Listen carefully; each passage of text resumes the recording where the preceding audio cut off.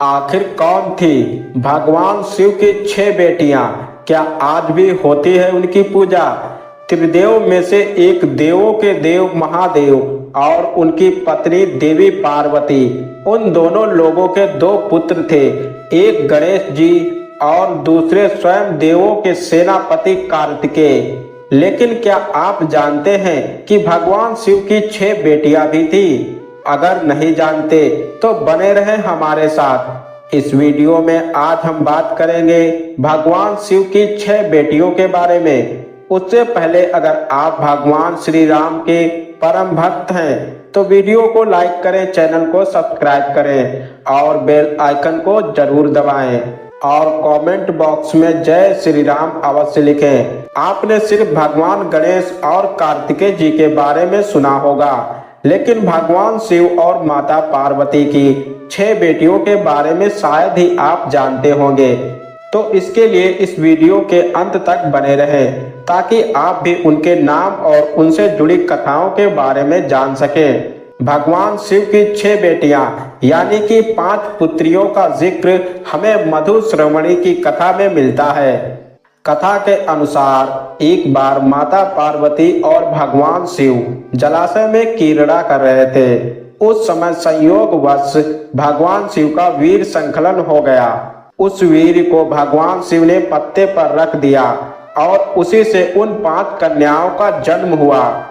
लेकिन वह 5 कन्याएं मनुष्य रूप में नहीं बल्कि नाग रूप में थी। कहते हैं कि माता पार्वती को इसके बारे में कोई भी जानकारी नहीं थी कि शिव लीला से आखिर 5 नाग कन्याओं का जन्म हुआ है। लेकिन भगवान शिव को यह सब पता था और इसीलिए वह गणेश और कार्तिकेय की तरह ही उनसे स्नेह करते थे। इसीलिए वह सुबह सरोवर के पास जाकर 5 नाग कन्याओं से मिलते थे और उनके साथ खेलते भी थे। ऐसा कई दिनों तक चलता रहा। फिर उसके बाद माता पार्वती को शक हुआ कि आखिर महादेव इतनी सुबह सुबह कहाँ चले जाते हैं। इसीलिए उन्होंने तय किया कि वह इसके बारे में जानकर रहेंगी।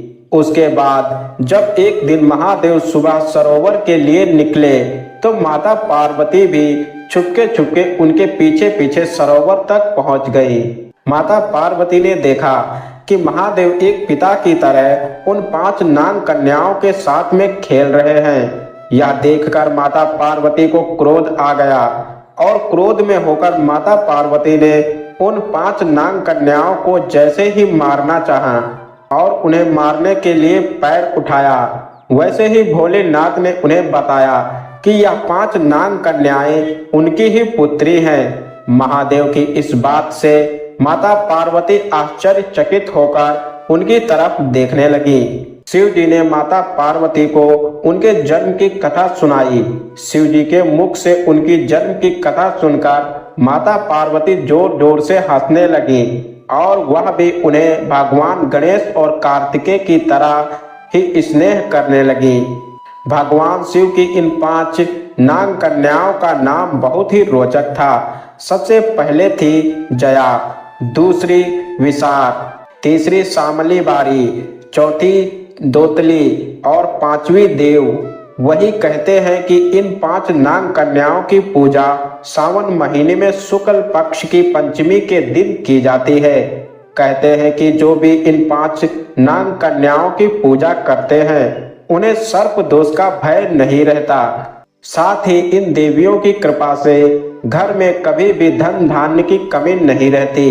यही कारण है कि सावन कृष्ण पंचमी और सावन शुक्ल पंचमी के दिन इन 5 नाग कन्याओं की पूजा की जाती है। तो अगर आपसे कोई पूछे कि भगवान शिव की कितनी पुत्रियां थी तो उन्हें आप इन 5 नाग कन्याओं के बारे में बता देना।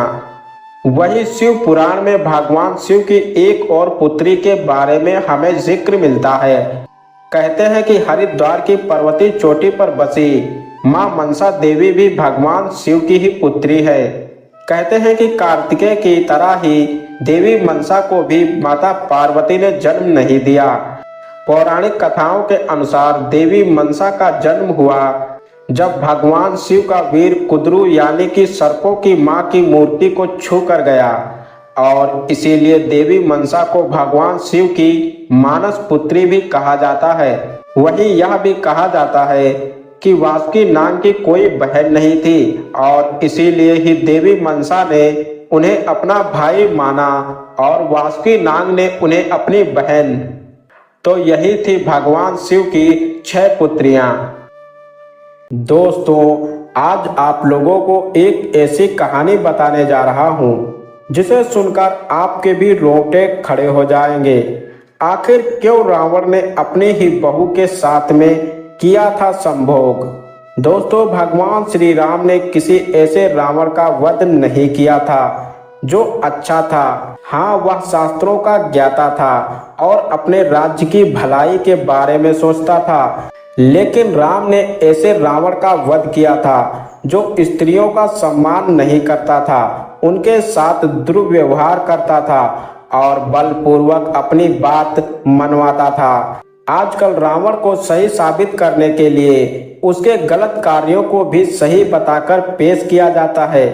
हाँ, रावण रचित शिव तांडव हम आज भी गाते हैं, जिसका अर्थ यह होता है कि अगर बुरे से बुरा व्यक्ति भी अगर कोई अच्छा काम किया है तो उस अच्छे को याद रखा जाता है, लेकिन उसे अपने कर्मों का फल जरूर मिलता है।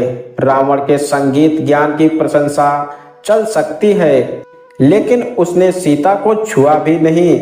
यह बात बहुत गलत है, क्योंकि रावण का इतिहास उस प्रकार का नहीं रहा।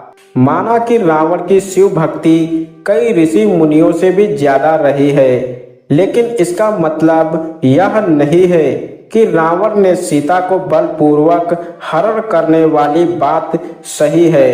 रावण ने सीता का अपहरण करते समय क्या अपने बल का प्रयोग नहीं किया था। लंकापति का इतिहास वाल्मीकि रामायण के ही एक अंश से पता चलता है, जो महर्षि वाल्मीकि द्वारा रचित है और जिसे राम कथा का मूल माना जाता है। आज जानेंगे रावण के इतिहास के बारे में। उससे पहले अगर आप प्रभु श्री राम के परम भक्त हैं तो वीडियो को लाइक करें, चैनल को सब्सक्राइब करें और बेल आइकन को जरूर दबाएं और कमेंट बॉक्स में जय श्री राम अवश्य लिखें। रंभा का नाम आप सभी ने तो सुना होगा, जो स्वर्ग की अप्सरा थी, नृत्य और कई कलाओं में पारंगत थी। आगे बढ़ने से पहले आप लोगों को एक बात और बताते चले कि रावण और कुबेर भाई थे। कुबेर के पुत्र का नाम था नल कुबेर। रंभा नल कुबेर की प्रेमिका थी और इस नाते से वह रावण की बहू लगती थी। एक दिन रावण ने पहले तो मानने से इनकार कर दिया कि वह उसकी पुत्र वधू है, लेकिन जब रंभा ने नल कुबेर के बारे में बताया तो रावण ने फिर आनाकानी शुरू कर दी। उस समय में रंभा बहुत डरी हुई थी और देवताओं को भी जीत चुके रावण के बारे में उसे पता था कि वह कुछ भी कर सकता है। डर रही रंभा को यह नहीं पता था कि रावण अपने रिश्ते नातों को भी नहीं मानेगा। क्या आप यह जानते हैं कि रावण को जब पता चल गया कि रंभा उसकी पुत्र वधू है तो रावण ने क्या उत्तर दिया। रावण ने कहा कि सारे रिश्ते नाते उन्हीं स्त्रियों के लिए होते हैं जो किसी एक पुरुष की स्त्री हो। उसने रंभा से कहा कि स्वर्ग लोक में तो ऐसा कोई भी नियम कानून या रिश्ते नाते नहीं होते। उसके बाद रावण ने रंभा की जांघों और स्तनों को लेकर आपत्तिजनक शब्द कहे और साथ ही उसने अपने घमंड में आकर अपनी वीरता का बखान किया और यह कहा कि अश्वनी कुमार सहित दुनिया का कोई भी पुरुष उससे बेहतर नहीं है। भगवान मर्यादा पुरुषोत्तम श्री राम जहां सबरी के झूठे बेर खाते थे, वही रावण किसी भी स्त्री को सही नजरों से नहीं देखता था। वाल्मीकि रामायण के अनुसार रावण ने रंभा के साथ गलत कार्य किया। इस श्लोक का अर्थ यह है कि राक्षस राज रावण ने रंभा को बलपूर्वक शिला पर लिटाया और फिर उसके साथ काम वासना में लिप्त होकर बलपूर्वक उसके साथ समागम किया। रंभा के पुष्प हार टूट गए, उसके धारण किए हुए आभूषण भी टूट गए और वह व्याकुल हो उठी। रावण ने रंभा का बलात्कार करके उसे वहीं छोड़ दिया और वहां से निकल गया। महर्षि वाल्मीकि लिखते हैं कि उसकी हालत ऐसी हो गई थी कि जैसे किसी फूलों की लता को हवा द्वारा झकझोर दिया गया हो, उसके श्रृंगार को तहस नहस कर दिया गया हो। वह अकेली बैठी थी और उसका शरीर कांप रहा था। बिलखती हुई रंभा अपने प्रेमी नल कुबेर के पैरों पर गिर पड़ी। रंभा ने नल कुबेर को बताया कि रावण स्वर्ग जीतने के लिए भारी सैन्य बल लेकर आया है और इसी दौरान उसने उसका बलात्कार किया।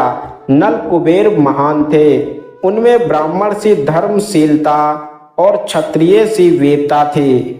अपनी प्रेमिका के साथ हुए अत्याचार को देखकर उसी समय में नल कुबेर ने रावण को श्राप दिया कि आगे से उसने कभी भी किसी स्त्री के साथ बलपूर्वक समागम करना चाहा तो उसके सर के टुकड़े हो जाएंगे। अर्थात रावण तब तक किसी स्त्री के साथ संभोग नहीं कर सकता था जब तक स्वयं वह राजी ना हो। अब आपको इस बात का जवाब मिल गया होगा कि उसने सीता से इतनी मिन्नतें क्यों की थी। उसने सीता के साथ जबरदस्ती लंका में कुछ भी करने की कोशिश नहीं की। इसकी वजह यही थी कि नल कुबेर का श्राप था रावण को। सीता हरण के समय में भी रावण ने अपने मुख से ही कहा था कि किस तरह से उसने इधर उधर से अपहरण की हुई स्त्रियों को लंका में लाकर रखा है। अगर किसी के अंदर रावण के सिर्फ अच्छे को ही करने की इच्छा है तो उसके अच्छे कार्यों की चर्चा करने में कोई बुराई नहीं है, लेकिन जिस क्षेत्र में वह बुरा था, बलात्कारी था, अत्याचारी था, वहां पर भी उसकी चर्चा करना गलत नहीं है।